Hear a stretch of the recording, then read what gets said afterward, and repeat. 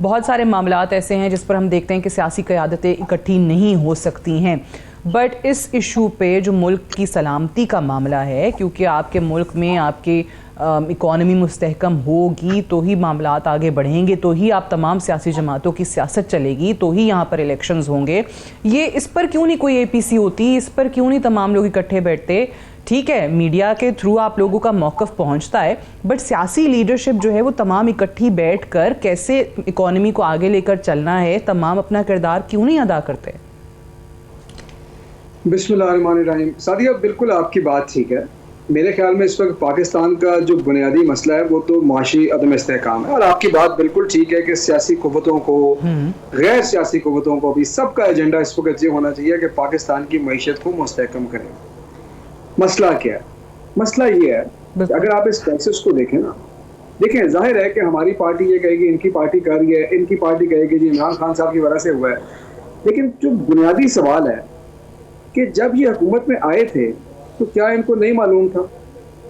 और अगर नहीं मालूम था तो जब मिफ्ता इस्माइल को वज़ीर ख़जाना बना दिया और कुछ महीने दे दिए, उसके बाद उन्हीं अपने ही वज़ीर ख़जाना को अंडरमाइन करके इसहाक डार साहब को इम्पोर्ट किया गया।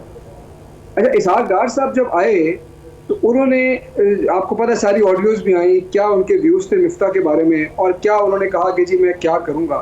तो ये स्टोरी कोई बदलती रही है ना, हर हफ्ते एक नई स्टोरी आती है कि जब डॉलर इधर आएगा, इधर आएगा, इधर आएगा। हुआ क्या? हुआ ये है कि बेसिकली जब हम गए थे तो डॉलर जो था वो 182 रुपए के ऊपर था। ये जितना आप डिवैल्यूएशन देख रहे हैं ना, इसमें से आधी जो है वो कॉस्ट ऑफ पॉलिटिकल इंस्टेबिलिटी है और आधी है जो झूठ इसहाक डार साहब ने बोले और आकर एक मसनूई तौर पर कीमत को रोका, आधी उस वजह से है। ये दो बुनियादी वजह हैं। अच्छा, अब ये होगा कैसे? देखिए, अभी तो डार साहब है अकाउंटेंट, अभी तो वो बजट की बुक बैलेंस कर रहे हैं ना IMF के लिए, और मैं मानता हूँ कि IMF के प्रोग्राम की ज़रूरत है, लेकिन वजारत ख़जाना का काम ये है, हुकूमत का काम ये है कि वो सिर्फ बजट बुक ना बैलेंस करे, उसने कोई प्रोग्राम मईशत चलाने का भी तो देना है कि लोग कमाएंगे कैसे, जो टैक्स देंगे, देना है कि नहीं देना, कि जी ये 4 सेक्टर्स हैं जो पाकिस्तान को इस वक्त इस मुश्किल वक्त में आगे लेके जाएंगे। फिर वो स्ट्रक्चरल रिफॉर्म भी उन्होंने कुछ करने हैं। तो ये हुकूमत जो है एक कोलिशन गवर्नमेंट है, इलेक्शन इनके सर के ऊपर है, ये कर नहीं सकते। यू थिंक PTI के पास वो प्लान है? अगर लेट्स से इंतखाबात होते हैं, PTI आती पावर में, तो PTI के पास इस इकोनॉमी को ठीक करने का प्लान है? बिल्कुल है, बिल्कुल है, लेकिन मैं इससे अहम एक बात करता हूँ। प्लान से ज्यादा अहम ये है कि क्या जो उससे ज्यादा अहम है ना, देखें इन बातों के जो सोल्यूशन है ना वो नोन है। रजा साहब भी बैठे हैं, सारे बैठे हैं, इसमें कोई रॉकेट साइंस नहीं है। मसला ये होता है कि ये सारे मुश्किल फैसले होते हैं, कोई सियासी हुकूमत जो है वो कौन सा मुश्किल फैसला करना चाहती है और अवाम का उसके ऊपर कितना एतमाद है कि लोगों को पता हो कि हमने मुश्किल काटनी है।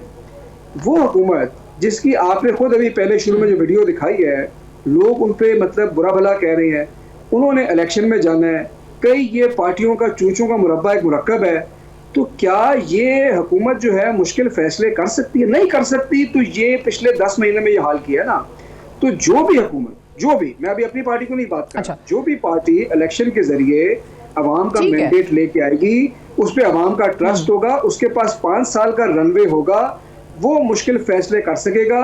अगर हमें अल्लाह ने मौका दिया तो हमारे पास बिल्कुल प्लान तैयार है और आजकल हम उसको रिफाइन कर रहे हैं कि हमने आके कैसे इसको आगे लेके जाना है। ठीक है, बिल्कुल ठीक है, लेकिन वो पता है क्या कहते हैं, अभी खान साहब जो हैं PTI, उनको अभी भी वो लगता नहीं है पॉलिटिकल, वो तो आज भी वो करारदादे मंजूर करते फिर रहे थे। उन्होंने कहा है कि जी शायद अभी भी जो इंतखाबात में ताखीर की खबरें हैं, अफवाहें हैं ना, उसमें भी उनको लगता है कि एजेंसीज और इदारों की मुदाखलत है।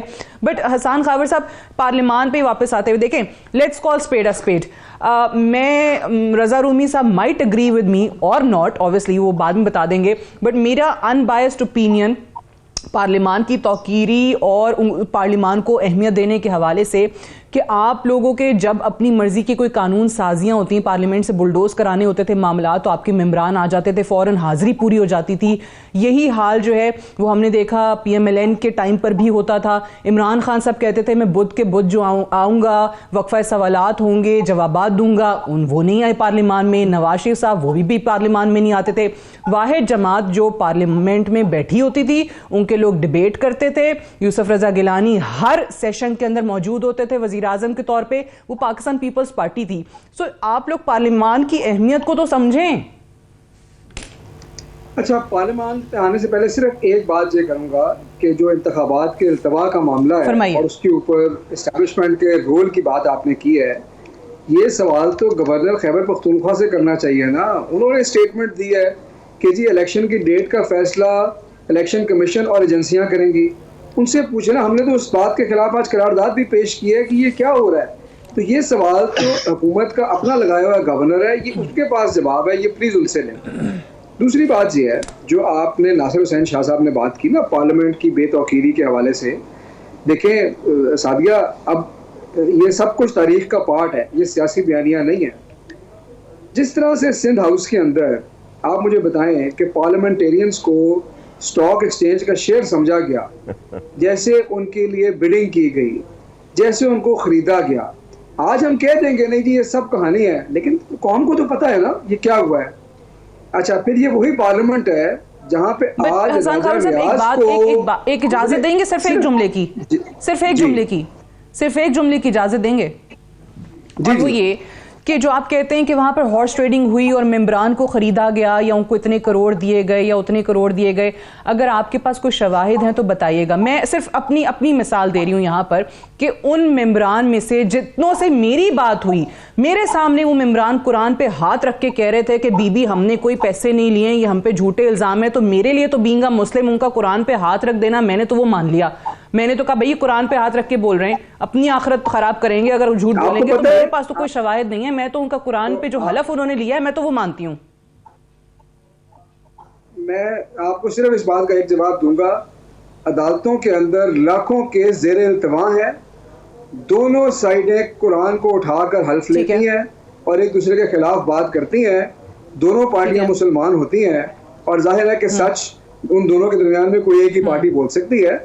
इसलिए मैं सिर्फ इस आर्गुमेंट का आपको जवाब देना चाह रहा हूँ। लेकिन ये वही पार्लियामेंट है जहाँ पे राजा रियाज को नहीं, एविडेंस पे भी आते हैं। एविडेंस तो पाकिस्तान के 75 साल में कितनी चीज़ का है, अब आपको पता ही है, पूरी हिस्ट्री पढ़ लें किस चीज़ का एविडेंस होता है और किसका नहीं होता।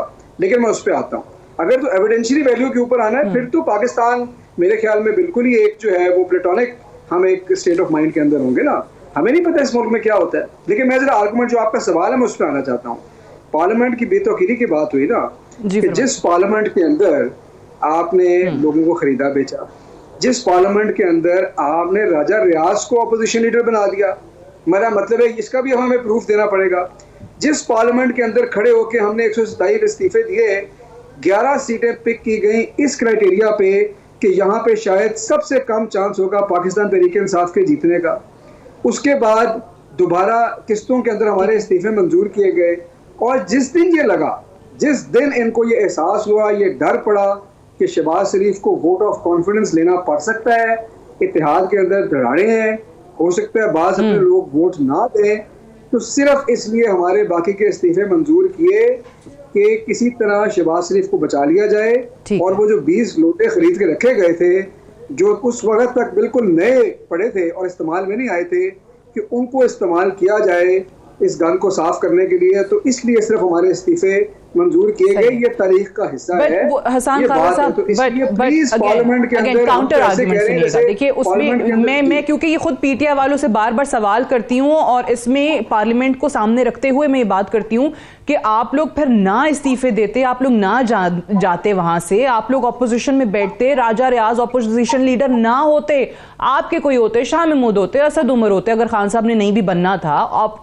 भरपूर ऑपोजिशन करते पार्लियामेंट में, इनको हिलने की जगह ना देते आप, इनके खिलाफ ये जो कानून साजिश करते फिर रहे थे, नैब की तरमीम आप कहते हैं ये लेकर आ गए, आप वहां मौजूद होते, ना करने देते आप इनको, आप वहां पे अपनी स्ट्रेंथ बढ़ाते, आप इनके खिलाफ वाकई लेकर आते वजीर आजम के खिलाफ वोट ऑफ नो कॉन्फिडेंस और इनको निकाल बाहर करते।